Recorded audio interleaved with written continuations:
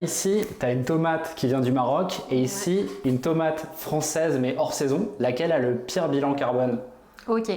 Alors une tomate française hors saison, ça veut dire qu'elle est cultivée sous serre chauffée. Et une serre chauffée, d'une part c'est très énergivore, mais ça émet beaucoup de gaz à effet de serre pour chauffer la serre en hiver. Donc là, la tomate qui a le plus d'impact, c'est la tomate sous serre chauffée, donc la française. Ce qu'il faut vraiment avoir en tête sur l'impact environnemental de l'alimentation, c'est que ce qui compte le plus, c'est la phase de production agricole. Le transport, il intervient qu'en deuxième position. On peut voir au sein de ces graphiques-là la part de la phase agricole, de la phase de transformation, la part de l'emballage, la part du transport et la part de la consommation, l'usage à la maison. Mais globalement, vous voyez beaucoup de bleu sur ce graphique et le bleu représente la phase agricole. Les 2/3 des impacts, c'est la phase agricole. Donc, si je compare deux tomates françaises, une tomate française sous serre chauffée, elle a 6 fois plus d'impact qu'une tomate produite en plein champ.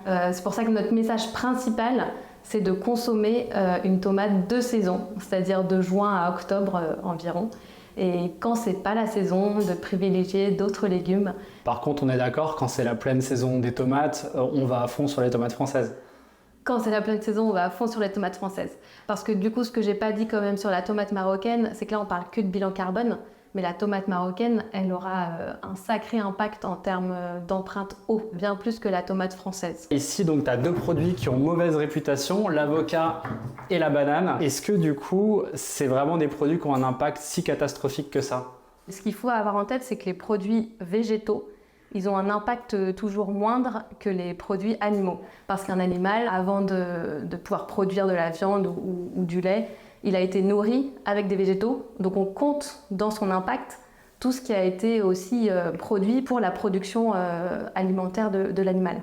Donc si on en revient à la banane et à l'avocat, c'est en effet des produits qui ont mauvaise presse, mais pas tellement pour des enjeux climatiques, plus pour d'autres enjeux. L'avocat, très consommateur en eau. Et la banane, c'est un fruit qui nécessite pas mal de pesticides, hormis en agriculture biologique. Donc bilan carbone plutôt correct, par contre d'autres problématiques. D'autres problématiques, voilà. Plutôt enjeux biodiversité et eau. Tu comparais ça à des produits, on va dire, d'origine animale. Donc je vais te proposer justement plusieurs produits. Je veux bien que tu me les classes du pire au meilleur. Alors là, tu as des steaks, tu as ici du jambon, du fromage, du poulet, et un substitut végétal, donc à base de protéines de soja. Ok, moi, tu me les as lancés dans le bon ordre. Donc en fait, le plus impactant, ça va être la viande rouge. Donc là, c'est des steaks, donc c'est de la viande issue de ruminants. Globalement, donc, j'ai dit tout à l'heure, les produits carnés, ils ont plus d'impact que les produits végétaux. Donc le moins impactant, ça va être le substitut végétal. Puisqu'il n'y a pas de viande dedans, c'est fait à base de soja ou de protéines de pois, ça dépend des marques. Donc les substituts végétaux, il y a des impacts un peu plus élevés souvent sur la transformation, puisqu'il y a des opérations de transformation un peu plus complexes. Par contre, sur la phase agricole, l'impact est beaucoup moindre. Même pour du soja, parce qu'il y a une image du soja avec la déforestation en Amérique du Sud, etc.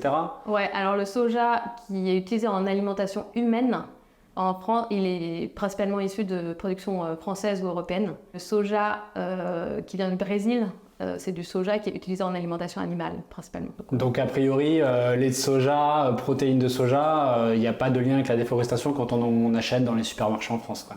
Non, le soja pour l'alimentation humaine n'est pas trop ce sujet-là. Donc aux deux extrêmes, on a protéines végétales et viande rouge. Et au milieu, il y a le jambon, la volaille, et le fromage, donc à peu près dans cet ordre-là, mais les différences ne sont pas si énormes.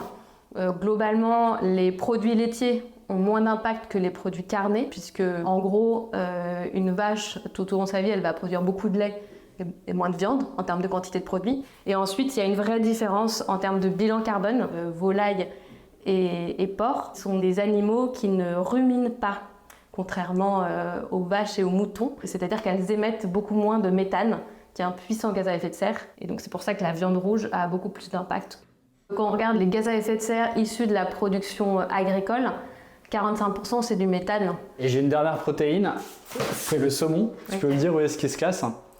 Le saumon, il va être à peu près là. Il va être assez proche du jambon, mais ce qui va aussi beaucoup jouer dans le saumon, c'est la consommation de carburant du bateau en fait, pour aller pêcher le saumon tout simplement. Globalement, les petits poissons, maquereaux, sardines, anchois, ils ont un bilan carbone moindre, puisqu'en fait on en pêche plus facilement beaucoup d'un coup. Après, sur les poissons, il faut vraiment aussi regarder les impacts sur la biodiversité. Donc il y a des questions de surpêche, donc quel est l'état des stocks. Il y a un produit dont on n'a pas parlé, c'est les œufs. Ils se placeraient où justement par rapport aux autres produits sur la table? Les œufs, ils sont à peu près au niveau des produits laitiers, entre le fromage et le lait, globalement. Puisque le fromage a plus d'impact que le lait, puisque globalement, il faut plusieurs litres de lait pour produire 1 kg de fromage. Là, je vais te poser une question sur un truc qu'on consomme quasiment tous les matins, enfin, passé un certain âge en tout cas, c'est le café, ou alors il y a le thé pour les autres. Est-ce que ça a un impact qui est important? Oui. Alors, le café plus que le thé, mais globalement, c'est des boissons déjà qui viennent de très loin, donc il y a quand même un petit peu le poids du transport dans ces impacts-là, mais encore une fois, c'est la phase agricole qui joue le plus. Et le café, et le thé aussi, mais dans une moindre mesure, est source de pas mal de déforestation. Et ça joue beaucoup dans le bilan carbone des produits. Donc le café, il est quand même très mal classé. Après la viande rouge, les deux produits qui ont le plus d'impact, c'est café et chocolat. Le chocolat aussi? Ouais, le chocolat aussi, désolé. C'est dur à entendre. C'est comme des cultures à faible rendement. Donc en gros, il faut beaucoup d'hectares pour produire le produit fini qu'on va consommer. Le thé est un peu moindre parce que les cultures de cacao et café sont un peu plus intensives. Donc ont besoin un peu plus d'intrants, pesticides, produits phyto. Bilan, le café a à peu près 15 fois plus d'impact que le thé en termes de bilan carbone. Et je vais poser la question sur un des produits donc, les plus consommés par tout le monde. Ça, je te jette. Les pâtes.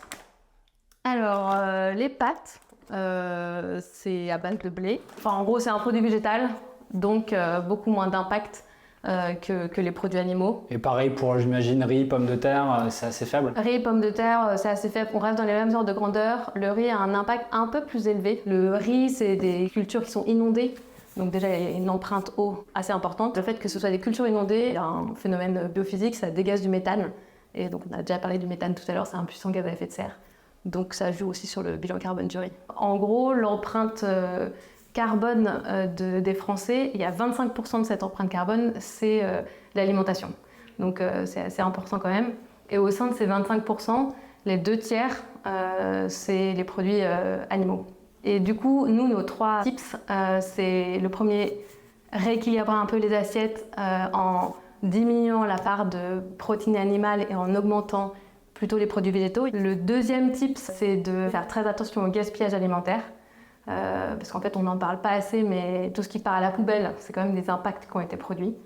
Et le troisième critère, c'est de manière générale, quand vous avez un doute, consommer plutôt bio, local et de saison, globalement.